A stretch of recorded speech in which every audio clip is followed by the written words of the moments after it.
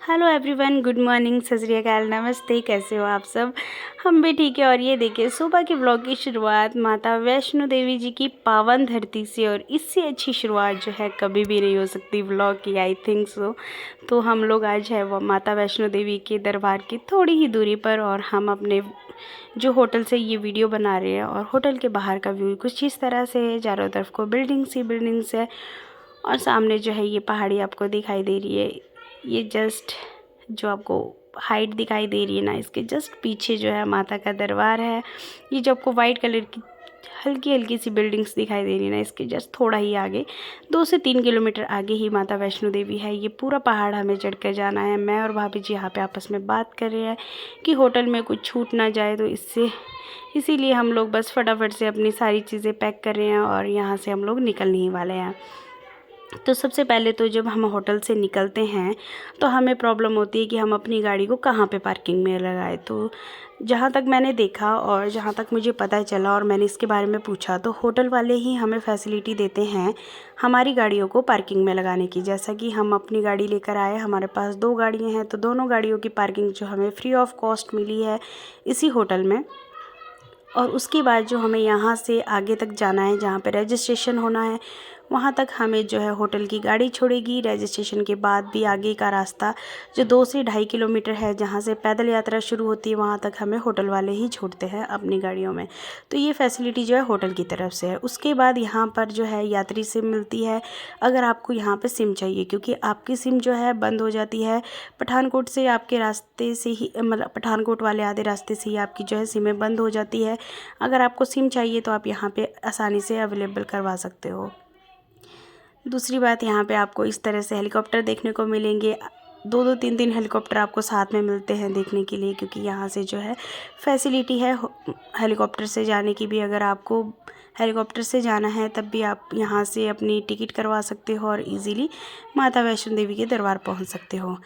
जैसा कि मैंने आपको बताया, सबसे पहले जब हमारी यात्रा शुरू होती है तो हमें सबसे पहले रजिस्ट्रेशन करवाना पड़ता है। अगर आप 4 लोग हो तो चारों लोगों को लाइन में खड़ा होना पड़ेगा और अपना अपना रजिस्ट्रेशन करवाना पड़ेगा। तो रजिस्ट्रेशन के लिए हम लोग सब लोग लाइनों में खड़े हो गए। आपको आधार कार्ड अब ज़रूरी चाहिए, आपके पास आधार कार्ड होना ही चाहिए, तभी आपका रजिस्ट्रेशन होगा। रजिस्ट्रेशन करवाने के बाद हमें मिल गए हैं कार्ड, जो हम सभी ने अपने अपने गले में लगा रखे हैं। उसके बाद जो है हमने सबसे पहले यहाँ पे आकर ब्रेकफास्ट किया।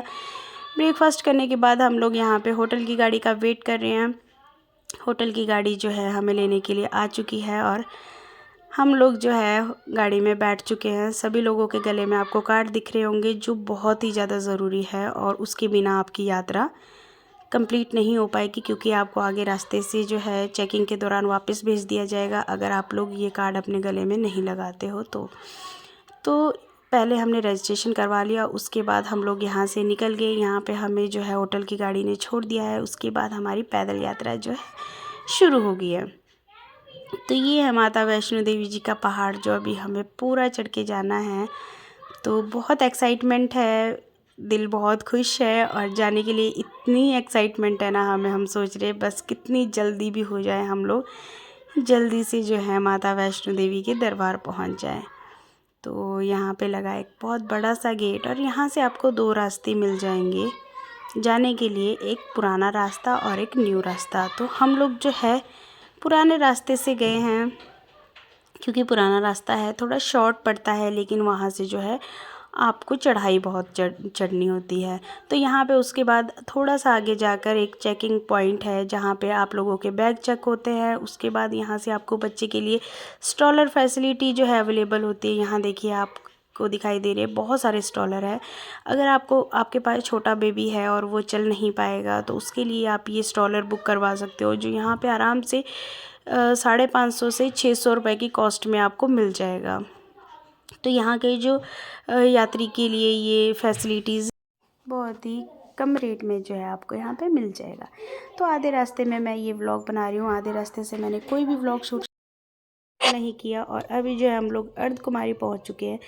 अर्धकुमारी में जाकर हमारा आधा रास्ता जो है कंप्लीट हो जाता है। यहाँ से आपको गाड़ी की फैसिलिटी भी मिल जाती है, लेकिन उसके लिए आपको ऑनलाइन बुकिंग करवानी बहुत कंपलसरी होती है। अगर आप लोग नहीं चल पाओगे, आप लोगों को लगता है कि आप पूरा रास्ता नहीं पैदल चल पाओगे, तो उसके लिए आपको पहले ही गाड़ी की जो टिकट्स है ऑनलाइन बुक करवानी पड़ेगी, तभी आपको ये फैसिलिटी यहाँ से जो है मिलेगी।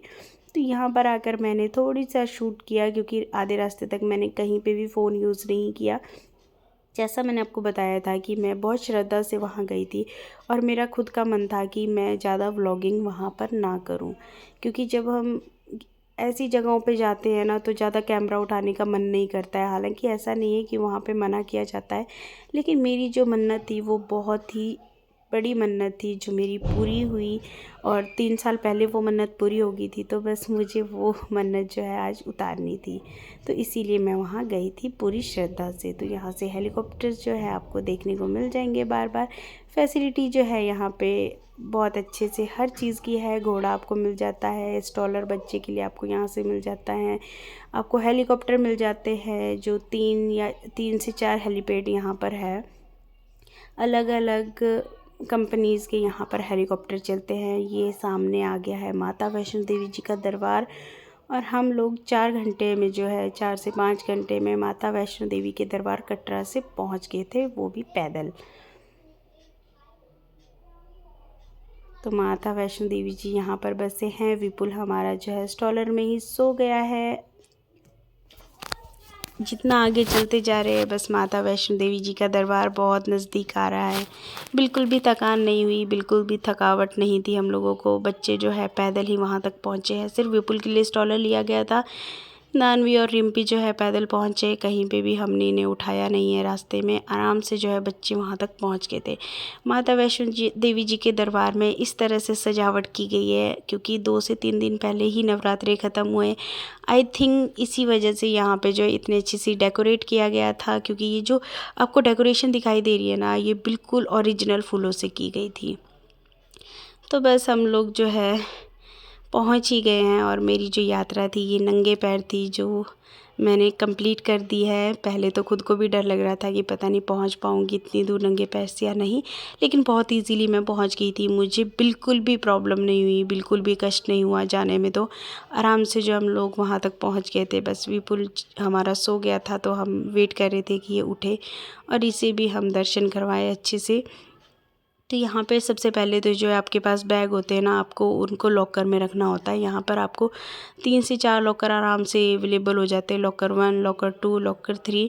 तो आप लोग कहीं पे भी किसी भी लॉकर में जाकर अपने बैग को जमा करवा सकते हो। फ़ोन को आपको यहीं छोड़ना होता है, और यहाँ पे जो आपको ये दरबार दिखाई देता है ना, वहाँ से जो है आपकी यात्रा, मतलब आपको जो दर्शन शुरू हो जाते हैं मंदिर के।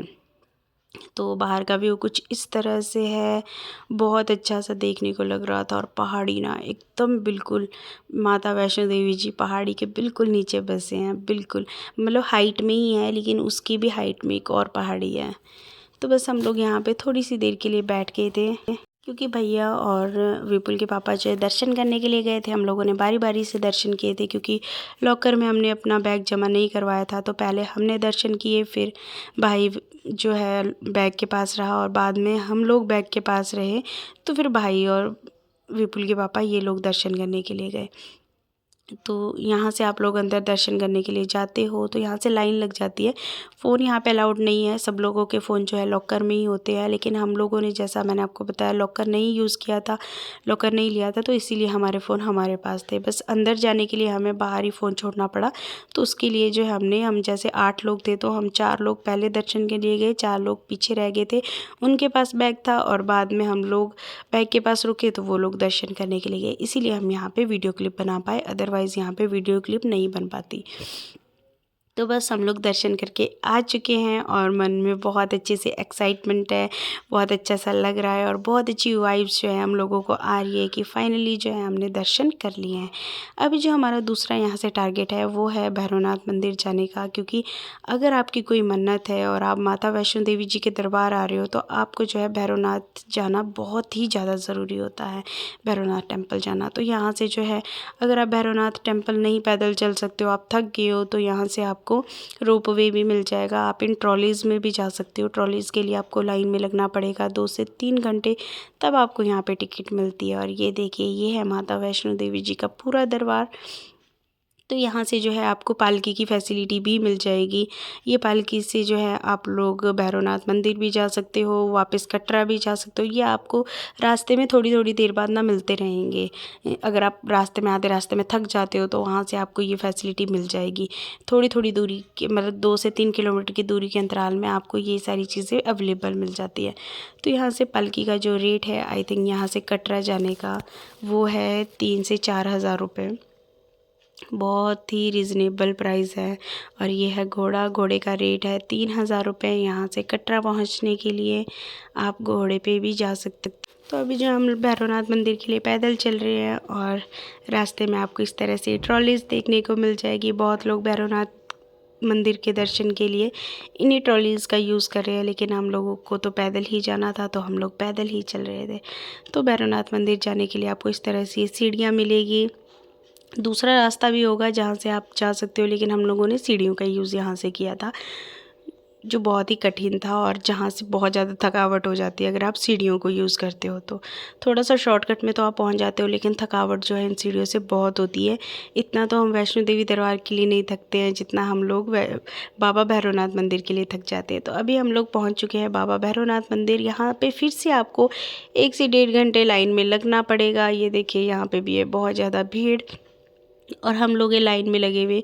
तो धीरे धीरे जो है हम लाइन से आगे निकलते जा रहे हैं और हम दर्शन करने वाले हैं बाबा भैरवनाथ जी के। अभी हमने फाइनली बाबा भैरवनाथ जी के दर्शन भी कर लिए और हम लोग यहाँ से जो है वापस आने लगे हैं। तो अभी जो है हम लोग वापस जा रहे हैं कटरा। तो कटरा जाते हुए हम लोगों के लिए 2 रास्ते अवेलेबल है। एक तो वो रास्ता जिस रास्ते से हम दरबार में दर्शन के लिए आए थे, जो रास्ता हम वैष्णो देवी के लिए हमने यूज़ किया था, और एक रास्ता है जहाँ से हम अर्धकुमारी होते हुए वापस जा सकते हैं। तो कहा जाता है कि अर्धकुमारी में भी दर्शन करना बहुत ज़रूरी होते हैं, इसीलिए बस हम यहाँ से जो है अर्धकुमारी के लिए निकल रहे हैं। इस बार हमने वो रास्ता यूज़ नहीं किया जिस रास्ते से हम पैदल आए थे, तो जाने के लिए हम दूसरा रास्ता यूज़ कर रहे हैं। तो ये देखिए ये रास्ता जो कुछ इस तरह से होता है जाने के लिए। यहाँ पे हेलीपैड भी है, एक हेलीपैड तो ये है। तो यहाँ पे भी 2 से 3 हेलीपैड मुझे देखने को मिले। दूसरा हेलीपैड वहाँ पर है, अगर आप देख पा रहे हो तो विपुल जो है रास्ते में नाचते नाचते आ रहा है, बीच में ढोल वाले होते हैं।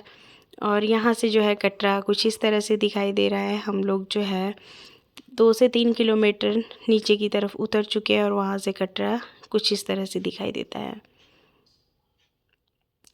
तो बच्चे जो है बहुत मस्ती में आए हैं और विपुल जो है लगभग 10 से 11 किलोमीटर पैदल चला है, बिल्कुल बिना रोए और बिना थकावट के। हम लोग यहाँ से भी स्ट्रॉलर यूज़ करने वाले थे, लेकिन विपुल ने कहा कि मैं पैदल चलूँगा, और ये चला भी है। हम लोग थक गए थे लेकिन बच्चे बिल्कुल भी नहीं थके थे।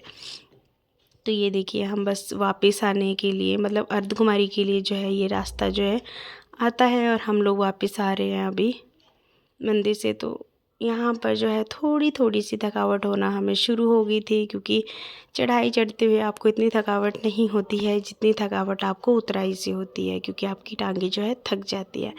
अभी हम लोग इस स्टेशन पे पहुँच चुके हैं। यहाँ से अर्धकुमारी जो है वो 3 किलोमीटर बचता है अभी भी। तो ये मेरा भाई है, ये दानवी है, और ये मैं हूँ।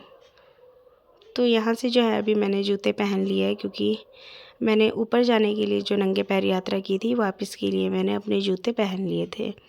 तो बस हम लोग अभी वापस आ रहे हैं, और यहाँ से वापस आने के लिए भी आपको 2 रास्ते मिलते हैं। एक तो जो सीधा सीधा रास्ता है जहाँ से घोड़े खच्चर वगैरह, और एक दूसरा रास्ता जहाँ से सीढ़ियों से उतर सकते हैं। तो अभी अंधेरा हो चुका है और इस तरह से जो है कटरा दिखाई दे रहा है। तो यहाँ पे हम लोगों की थक के जो है बहुत बुरी हालत हो चुकी है। हम लोग चल नहीं पा रहे हैं क्योंकि पैर में जो है छाले लग चुके हैं, और भाभी जी की चप्पल भी टूट चुकी है और उनके पैर में जो है स्वेलिंग आ चुकी है। तो वो तो बहुत ही मुश्किल से जो है नीचे पहुँचे हैं, क्योंकि उन्हें बहुत दिक्कत हो रही थी। दिक्कत तो मुझे भी थी क्योंकि मेरे पैर में जो है छाले हो चुके थे, क्योंकि मैंने जो है जूतियों का यूज़ किया। मुझे याद नहीं रहा कि यहाँ पे अगर आपको पैदल चलना है तो आपको स्पोर्ट्स शूज़ ही चाहिए, तो जो आपको कंफर्टेबल हो। तो शूज़ तो मेरे पास थे ही नहीं, क्योंकि मैं पैदल यात्रा में गई थी, तो मेरे पास सिर्फ जूतियाँ थी जो मैं लेके गई थी। तो उन्हीं जूतियों से जो है मुझे छाले लग गए थे और मैं बहुत ही मुश्किल से जो है नीचे का सफ़र तय कर रही थी। तो शहर अभी बहुत दूर है और हंसी मजाक करते करते हम लोग जो है कोशिश कर रहे हैं कि हम लोग नीचे पहुँचे, क्योंकि यहाँ पे भी आपको रुकने के लिए जगह मिल जाएगी। अर्धकुमारी जब आप लोग पहुँचते हो ना, तो वहाँ पे जो है होटल्स है, आप लोग वहाँ पे भी रुक सकते हो, लेकिन वहाँ पे हम लोग नहीं रुके। ये हम पहुँच चुके हैं अर्धकुमारी। तो हमने सोचा कि बस हम लोग अब यहाँ पे नहीं रुकेंगे, हम लोगों को रुकना है कटरा में ही वापस जाकर, चाहे हम लोग रात में जितना मर्जी लेट पहुँचे। तो ये है अर्धकुमारी जी का मंदिर, जहाँ पे अंदर मैंने वीडियो नहीं बनाई है। अभी हम लोग सिर्फ जस्ट बाहर पहुँचे हैं। यहाँ पे मैंने आपको वीडियो बनाकर थोड़ा सा दिखाया है कि इस तरह से यहाँ पे अर्धकुमारी जी का मंदिर है।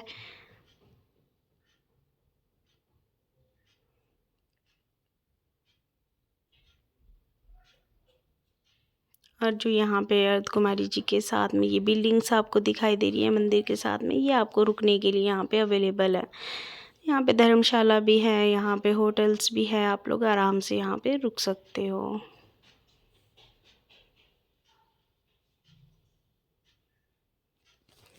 जिन लोगों को लगता है ना कि वो एक दिन में अप डाउन नहीं कर सकते हैं, मंदिर में जाना और वापस आना कटरा तक, तो उन लोगों के लिए फैसिलिटी बहुत अच्छी है कि अर्धकुमारी तक आप आइए। यहाँ पे आपको होटल्स मिल जाएंगे, आप यहाँ पे स्टे कीजिए और नेक्स्ट डे जो है आप यहाँ से यात्रा शुरू कीजिए। तो मैंने बहुत लोगों को देखा जो इसी तरह से कर रहे थे। इस तरह से आपको थकावट भी नहीं होगी और आपके इजीली दर्शन भी हो जाएंगे। तो अर्धकुमारी में फिर से हमें दर्शन करने के लिए यहाँ पे लाइन में लगना पड़ता है। यहाँ पे दो घंटे तो इजीली आपको लाइन में लगे रहना पड़ेगा, तभी आपके दर्शन जो है पॉसिबल है, क्योंकि भीड़ जो है बहुत ज़्यादा होती है। और अभी बस हम लोग यहाँ से अर्धकुमारी से निकल चुके हैं फिर से कटरा के लिए।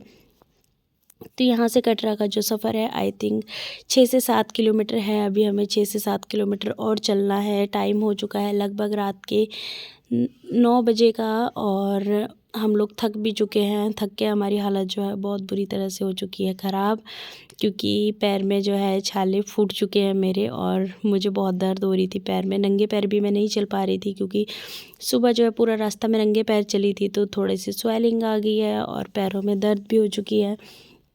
तो इस तरह से हमें वापस आना पड़ा। तो अभी हम लोग पहुंच चुके हैं कटरा में। तो टाइम हो चुका है लगभग 10:30 का और यहाँ पे जो है ना मैंने एक चीज़ नोटिस की, 2 से 3 दुकानें छोड़कर आपको इस तरह से एक शॉप मिलती है, जहाँ पे ना अंदर माता वैष्णो देवी जी के पिंडियाँ लगाई होती है। वैसे वो ओरिजिनल नहीं है, क्योंकि ओरिजिनल तो माता वैष्णो देवी जी के ही दरबार में है। ये इन लोगों ने जस्ट इसलिए लगाई है ताकि यहाँ पर हम लोग फ़ोटोज़ खिंचवा सकें। और यहाँ से पे फिर से हम लोग लाइन में लगे, क्योंकि यहाँ पर हमने जो अपने कार्ड्स पहने थे ना, सुबह हमें मिले थे, जिससे हमें रजिस्ट्रेशन करवाया था हमने, तो वो चीज़ें जो है हमें यहाँ पर वापस करनी होती है। तो यहाँ पे हमने अपने कार्ड को जमा करवाया और उसके बाद एक बार फिर हम लोग निकल गए हैं होटल के लिए। तो यहाँ से जो है हमने ऑटो ले लिया है, ऑटो से हम लोग ये रूम में पहुँच चुके हैं। फिर से हमने आज नया होटल लिया है, सेम उसी तरह का जैसा हमने कल लिया था, लेकिन आज प्राइस हमें मिला है यहाँ पे ओनली 1100। तो 1100 में ये हमें रूम मिला था। आज हमने अलग जगह में रूम लिया था और यहाँ से जो है हमने रात में कोई भी वीडियो नहीं बनाई, क्योंकि 12 बजे हम यहाँ पे पहुँचे थे और सुबह के टाइम जो हम यहाँ से निकल रहे हैं।